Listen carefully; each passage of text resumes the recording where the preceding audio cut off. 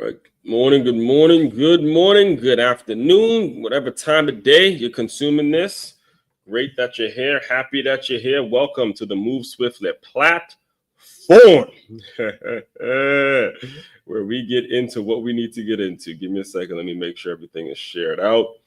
Monday through Friday, we actually, it's actually 7 days. I'm gonna stop saying Monday through Friday. It's 7 days a week.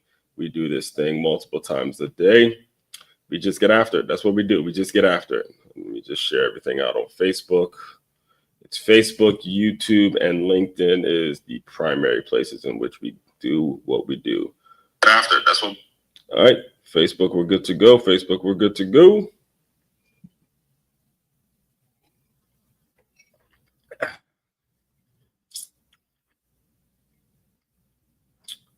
And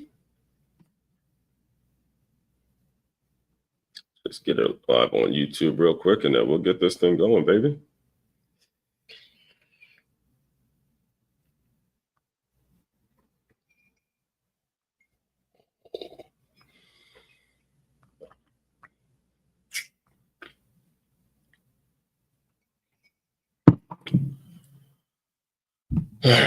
Mic check. YouTube, we in the building. YouTube, we in the. Oh, jeez. Okay. Mic check. YouTube, we in the building. YouTube, we in the. Oh, jeez. Okay. All right. Get a little excited when you see that live button on. We get a little excited when you see that live button on. Good afternoon, everyone. Good afternoon again. Good morning. Welcome in. First and foremost, let me introduce myself to anybody that may be new around here. My name is Aswan Crookshake. I'm your one and only Move Swiftly speaker, former Division I college football player, and current 5-time, soon to be 6-time, very soon to be 6-time published author and educator. What I've done, what we created, what this is all about is taking the innovative teamwork lessons that you learn on the football field and aligning them with businesses and business owners so they have a staff, a group of employees that moves as efficiently and as cohesively and has that same passion as a championship high school or youth football team. That's what we do over here in a nutshell. And today is kind of a recap Thursday. We dubbed Thursday. So how the whole system works. We systemize this thing, man. We've been at this thing for years now, and it's crazy. It's great because I have a solid system of regularly putting out the content, quality content. That's the key when it comes to being a creator. All right. As creators, we get these ideas and we move forward with these ideas. We get burned by people. We do this, we do that. There's all sorts of stuff going on in our head. When we can, as a creator, control our creative brain a little bit and establish a foundation and a solid system, then you start to see the results that you want to see, which is what I'm developing right now. Make and Move Monday. We start off with the kickoff question to get the whole week started off. We have Top 5 Tuesday, where we break down a top 5 in some way, shape, form, or fashion. We have Win-Trapreneur Wednesday, where that's what book number 6 is going to be all about, where we break down what it means to be a Win-Trapreneur and what it's all about. And we look at examples, whether it's myself or other people out there that I'll feature on Win-Trapreneur Wednesday. And then Thursday, we recap the whole thing. We recap what the whole week has been about. And then by Friday, we're all about, God, we're taking it faith-based Fridays, and we're pulling different messages from the church, that whether the church I've attended or this week we're actually going to be doing it from Church by the Glades, because it was a Father's Day sermon. All right. It was a Father's Day sermon. You heard me correctly. It was a Father's Day sermon that I have to address tomorrow, that I'm going to have to re-up on tomorrow. And then film session Saturday, where we break down college football. And then my good friend Kimberly Blue on Sundays, we do Stay Hired Sunday. So 7 days out of the week, there's some sort of system that's going to make it so, again, you as a business owner, you have what you need. You have what you need when you have found the whole Move Swiftly platform. This is what we do around here. All right. So before we get into this week's recap, let me just run through a few announcements real quick, and then we will get it going. We'll get it going. First and foremost, if you are a business owner and you have yet to do so, need you go to free guide. You heard me correctly, folks. Free, Free, free guide.makeitmove.com. It is very, very simple. We work from a very simple, easy to understand process here. If you're struggling with turnover, here are the two things that you need to do. You need to have a very easy to understand math problem, all right? It is establishing the measurables. This is the problem with a lot of folks, a lot of businesses. Again, this is somebody you're listening to, a Win-Trapreneur, someone that still currently has a job and still works in education. And I see turnover coming in and out, people coming in and out on a daily basis. And the reason that it's an issue is because right here, there's not enough measurables. The measurables are not being even established yet, so they can't even be met because we don't know what the measurables are. So establishing measurables, you add that to a professional distance, all right? Establishing measurables, and then as a professional distance, as you know, co-workers and staff members, it's okay to be friends. It's okay to, you know, maybe have some conversation, a happy hour here and there, but it's very, very important that a distance is established amongst two employees. A professional distance is maintained. You add those two things up, then you get the production that you want. All right. Establishing measurables plus a professional distance. Now you get the productivity that you want. It is no other blueprint. There's no other math problem. If you have not done that, if you have not establish those things, make sure you click the link you see right there, put your information in, and a free guide will be sent to you to at least get the process going. Now, if you like what I'm all about, if you've already looked me up and you've already had done your research on me and you want me to come out and do an employee development workshop for you, then simply go to makeyourmove.com. That's makeymove.com. You can do all of the research that you need on me right then and there. Speaking, what I'm all about, the topics I speak on, my keynotes, the workshops, the whole thing is all there. You can book a meeting with me and get all your questions answered and all that kind of stuff. Just go to makeyourmove.com. All right. Also, next thing, t-shirts, the Win-Trapreneur, for my Win-Trapreneurs out there. Don't forget, pick up a Win-Trapreneur t-shirt, a Win-Trapreneur t-shirt. Make sure you go get one of those so you can see it's all about making a statement. Win-Trapreneur tee. Bold, driven, built to last, designed for leaders who live with purpose and punch with power. The Win-Trapreneur tee blends bold style with the unshakable mindset of a modern day visionary, featuring the iconic +LY pencil logo held by a pair of boxing gloves. This tee is a symbol for those who build their brand, defend their vision, and move with intention. Whether you're in the gym, on the stage, or in the boardroom, this shirt reminds everyone in the room you're not just working a job, you're building a platform. Ooh, you want to be walking around with that Win-Trapreneur logo right there. You gotta love that, boy. And finally, boxing lessons. I've opened it back up. We're back. Yes, I do. If you are in the West Palm Beach area and you're interested in doing free boxing lessons, I do those every 2 weeks at the local park. Just contact me if you're interested in doing that. However, if you want me to come out and do if you want to do sessions regularly, I do offer them. It's $150 for 6 sessions, and if you are a member of the free group, you do get a discount on that. And we'll schedule the sessions based on what I'm able to do, based on what you're able to do. Now, if you're outside of the West Palm Beach area, the travel expenses will be added on to the fee. So it won't be much. I'm primarily, just serving Palm Beach and, Boca, Deerfield and stuff like that. So that is it for the announcements today. All right.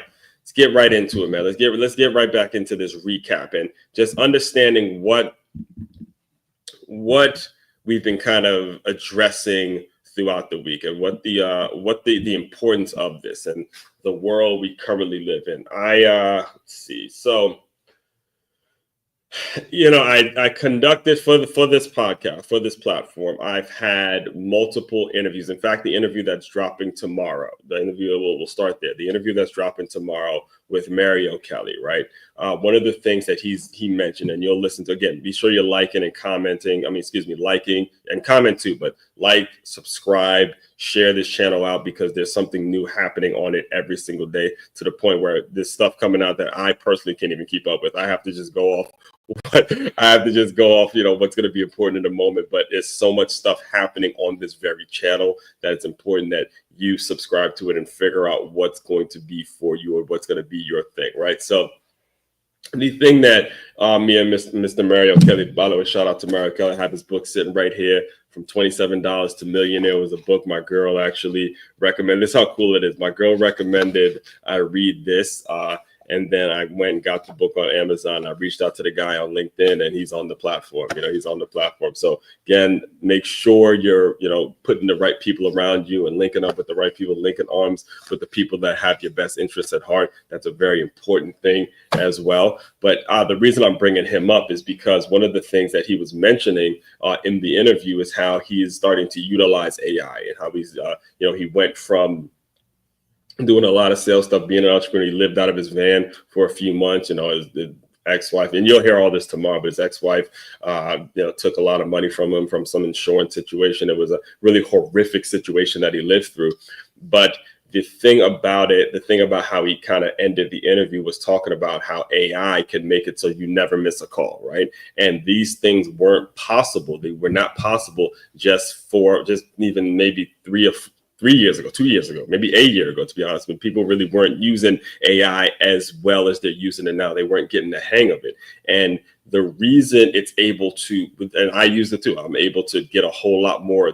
I get through a whole lot more now with my days, a whole lot more now with my content, being in the enhancements of artificial intelligence and what it's all about. And the reason now public alignment becomes such a key factor in terms of how you go about growing your business is because it's an unavoidable thing. All right. It's unavoidable. Everything is public, even if you're just putting stuff out there, just not even on the internet, but everything is public in a sense. And you have to figure out how you are able to develop a reputation in which is going to land you towards the result that you're looking to get. All right. So public alignment, it started off, and the reason this entire thing kicked off, the reason that I decided to block out a whole show talking public alignment and talking about the importance of public alignment was because what was happening in the world that I come from. I come from the world of athletics. I come from, in particular, football, college football in particular.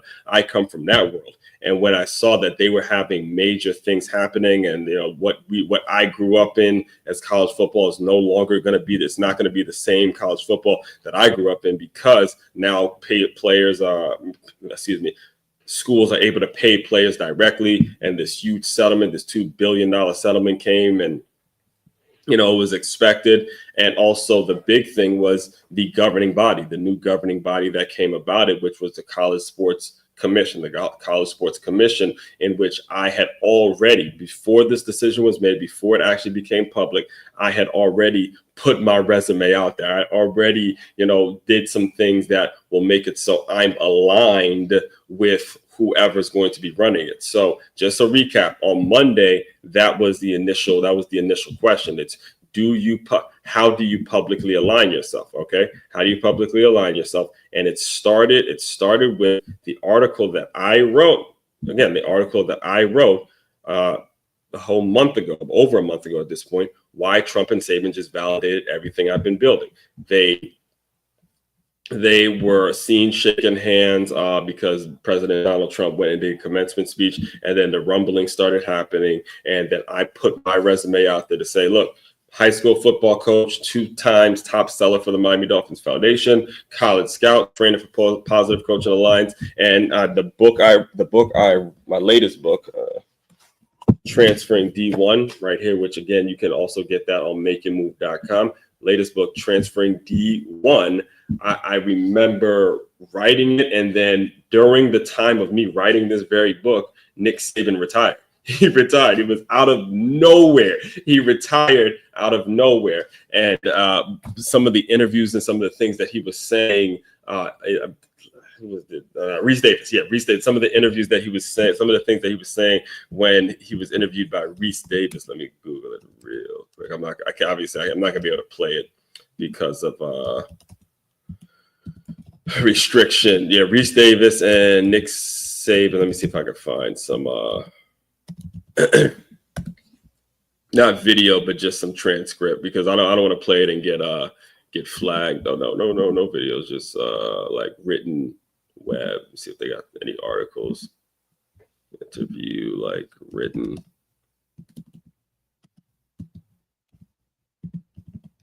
written out interview. I don't want no videos because if shares hilarious story, I think this was it, right? Future plans following retirement. All right, we don't got to get to it, but long story short is that the things that I put in the book, Transferring D1, were also repeated by what a lot of people consider the GOAT, Nick Saban. And I'm explaining that to you because when you're talking about public alignment, you have to put yourself out there. You have to put your information, put your resume, quote unquote, your story, I will say like that, your story out there. So when you see people doing things and when you see things happening, you already got the answers and you are already built on this solid foundation. So that's where it all starts. So public alignment is no longer optional. And I ran you through, this is what I ran you through at the beginning for when I was doing the intro today, is again, for myself, there's already film session Saturday. There's already the daily Move Swiftly thoughts that come right after a workout. There's already a new concept of Win-Trapreneurs, like building a tribe of Win-Trapreneurs.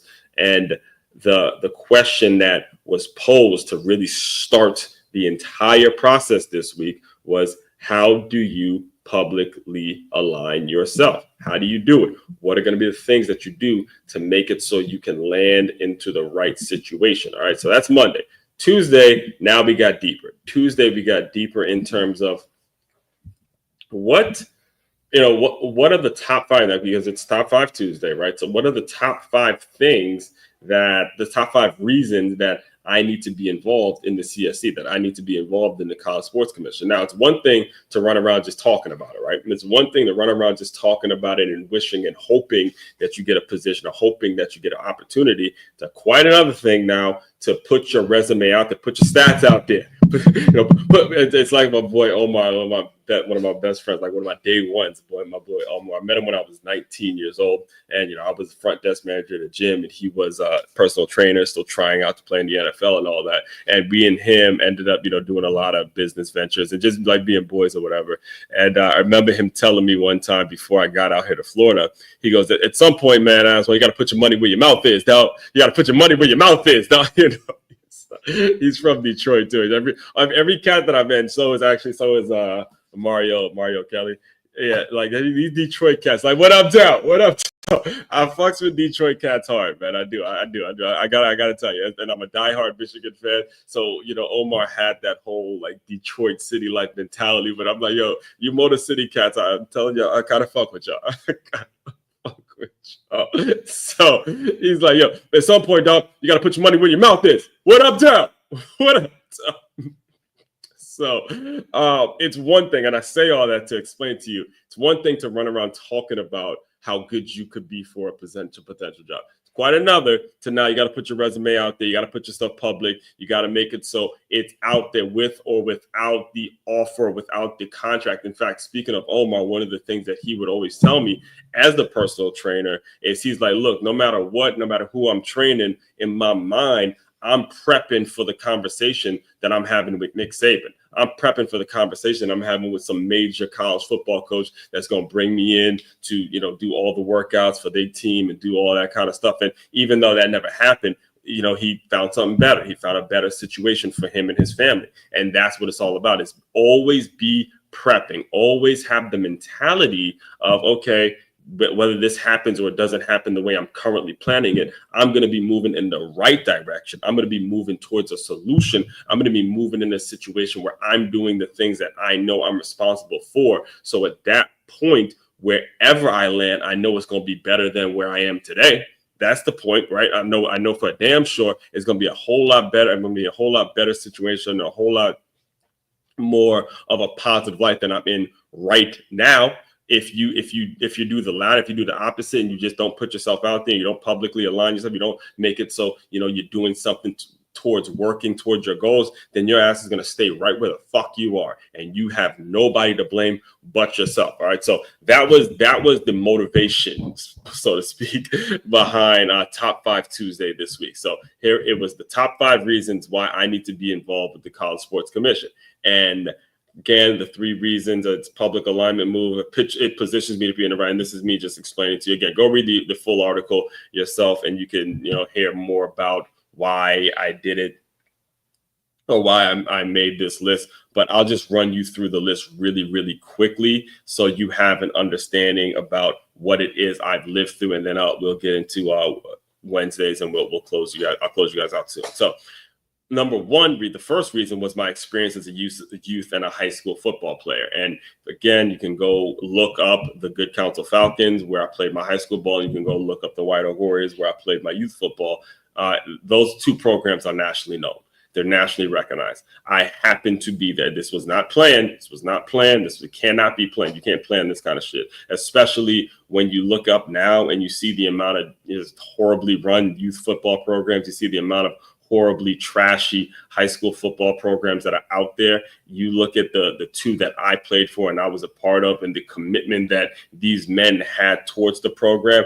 I look at it with so much more gratitude now. All right, look at it with so much more gratitude. In fact, I was just telling my girl this last night, because I'm used to being around high school and college age students. So now I teach at a school that is K through 5. So I was telling her last night, I'm like, I appreciate those high school kids so much more now. I appreciate them so much more, because I don't have to bite my tongue with them. I could, get in their behind, and it's like, this is what's expected. I'm an adult now. I'm pretty much a grown adult as a teenager, and I'm gonna get talked to like I'm an adult. I'm gonna talk to in a certain way, and I don't have to hear all this nonsense. This is what it needs to be. That it's been an adjustment for me as I have a transition. It's like, and that's the way it should be, though. That's the way it should be. I wouldn't have it any other way, because you want to develop as an overall person. If my goal is to become a play-by-play announcer for college football games, then yeah, you're going to have to learn the art of, communicating with kids. You're going to have to learn the art of communicating with females or communicating with other educators. You're going to have to learn the art of doing that, and everything ain't going to be about, as one is comfortable doing this, so as one's just going to stay there. That's doing the thing that I hate when people do that to me, so I wouldn't do it to anybody else. This is part of self-development, folks. This is part of, being able to even have the ability to come on and speak to you as frequently as I do, is because there's a day that I have that is constantly being developed. And all of that came from the experiences that I had right here as a youth and high school football player. Because again, whether we're talking about the White Oak Warriors or we're talking about the Good Counsel Falcons, they were not nationally known when I was there. We were literally on the tipping point. One of my favorite books is Tipping Point by Malcolm. One of my favorite author, period, is Malcolm Gladwell. But one of my favorite books that he wrote, The Tipping Point. And as you look at those 2 experiences between Good Counsel and White Oak, you just kind of tipped it over. They were right on the tip of success. And then after I left, they became nationally known programs. And I didn't have to look further really to figure out, hey, what does success look like? What does showing up look like? What does loyalty look like? What does being a great teammate look like? What does just having some integrity look like? Because that's what those programs were built on. That's what they taught us as young men. So I wasn't the blue chip athlete, the lights just unbelievable athlete that my teammates were. So once it came time for me to graduate high school, I had to look at Division II, Division III programs that would take me. My grades were absolutely horrible. I finished with a 2.2. I played 1 position on the football field. So I had to figure some shit out. So when it came for me, number 2 now is what college football meant to me. Is I had a goal of playing for a Division I program. I did achieve that goal, but it came with a lot of work, guys. It came with a lot of work. So started out a Division II program. I redshirted, and then I tore my ACL, and I was out of football for a whole season. That's actually when I met Omar my sophomore year. And then I transferred to a Division I and walked on and made the travel squad. So when it comes to college football, and you hear those 2 words when it comes to me, that means grind. That means you can go out with the right mindset, with the right ability, with the right understanding. You can go out and you can absolutely accomplish whatever you want if you put your fucking ass into it. If you put your ass into it, you can accomplish whatever the hell you want. Don't let any motherfucking person out there tell you what you can and can't do, because that's what they do. Some people can't accomplish the thing. People can't be who you are. People can't accomplish and have the same drive and the same energy as you. So now they want to tell you you can't do shit because of their own bullshit. Don't let people do that. All right. So when you use those two words with me, college football, oh boy. This is why I'm telling you, like, I have some incredible content now, but in the off season. But trust and believe, once college football gets here, it's a different level. I take shit up a different notch. Okay, because those two words, boy.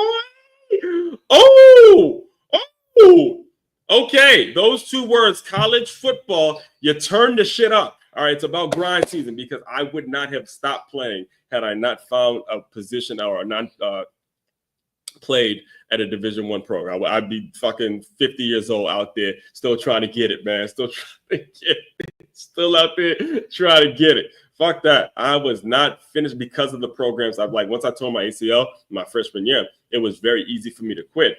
And because of the Good Counsel and the White Oak Warriors program, I'm like, nah, you ain't leaving off this. You are not giving it up off this. It's not happening, Slim. It's not happening, Captain. It's not happening. It's not happening. So, when it comes to wanting the best for the game, that's what qualifies me to be a part of the CSC thing and what we're all about. So that was number 2. Number 3 and 4 kind of locked in together, because number 3 was my goal after I graduated from Stony Brook. After I graduated from Stony Brook, I wanted to be a NFL scout. And then during that time, it was when the NFL had the longest work stoppage in NFL history. They were locked out. They were dealing with owners and players and what they wanted and all that kind of stuff. It was just an absolute mess. And anybody, I'm not just putting myself in this situation, but anybody who wanted to do what I wanted to do at that time was going to be forced to look at innovative ideas, innovative ways to do things, innovative in itself. And then that's when I became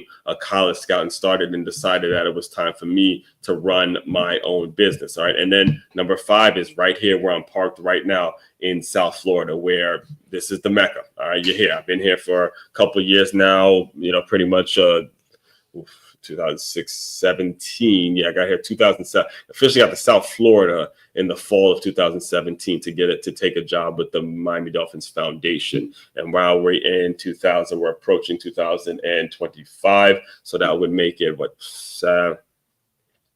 8 years? Yeah, basically 8 years. Let me get some coffee here. Yeah. My math. Yeah, 8 years. Yeah, it'll make it 8 years since I've been here and got established. And I've been everywhere. I've been from Miami to Fort Lauderdale, now in West Palm Beach, all 3 facets.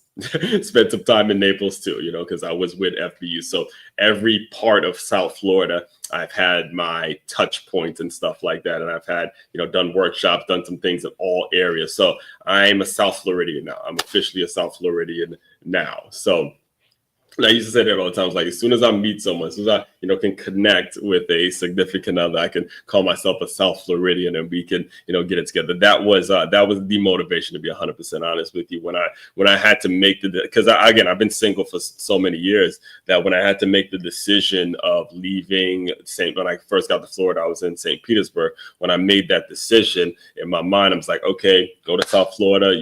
Before I turned 30, I wasn't 30 yet, and go build something. That's where you're gonna park it. That's where you're gonna park it, and you got to play the long game, right? You got to play the long game when you get to South Florida. So that was the top 5. That was the top 5. So real quick here, I'll run you through Win-Trapreneur Wednesday yesterday. But again, if you want the full recap of these things, just go back, like, comment, subscribe, share the channel. Make sure you're subscribed to this channel, folks. There's a lot of things happening, a lot of new people coming on, a lot of new people that have been on over this past year. There's a lot of stuff happening.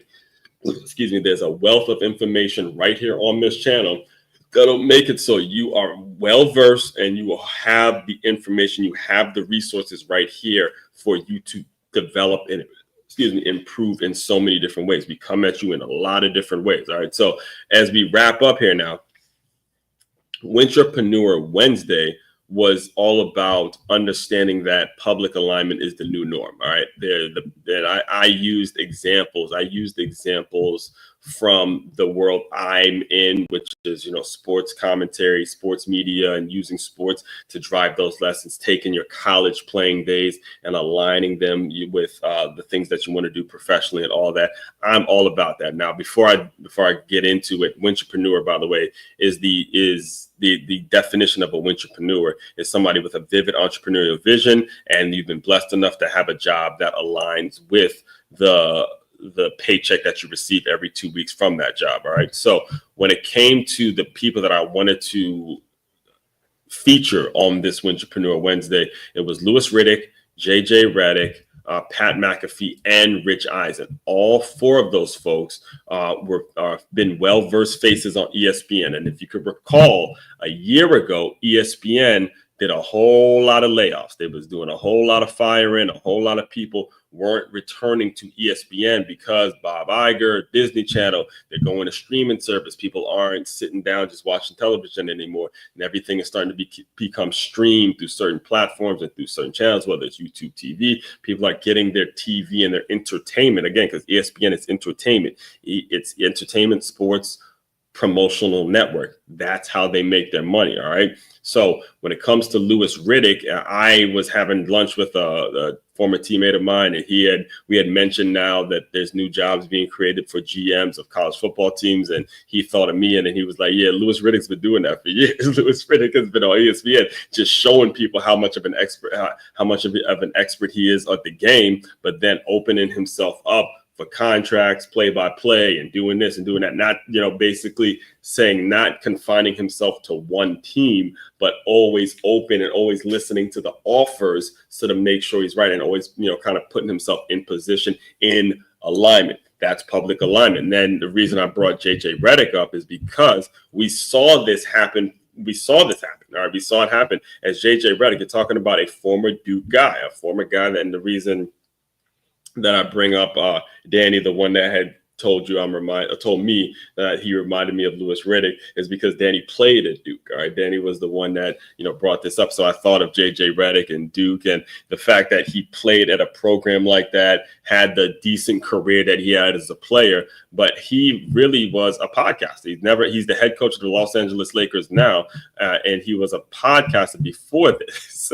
And it was a podcast that did his regular segments on First Take, and there was a lot of talk about how first of all, the Lakers got rid of Darvin Ham, which I didn't like, but they were having such a tough time finding a coach, and JJ Redick was able to step in and do it because his expertise was available and it was right there for everyone to see. And guess what? His team made the playoffs. It's not even like, you can say what you want. I get the Lakers standards and all that, and that all that's fair.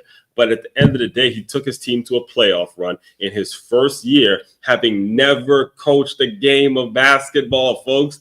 Whether he won or not, that right there opens a lot of doors for just podcasters in general who want to turn their show into something in which they're teaching the game and stuff like that. So he's opening doors simply based on how he got the position with the Lakers, and that you got to understand. See, that's what a lot of folks don't understand. You got to play the game, baby. It's all about playing the game and putting yourself in position. All right, and then I'll close you out with these two, between Pat McAfee and Rich Eisen, because like I mentioned, both of them are currently now at least.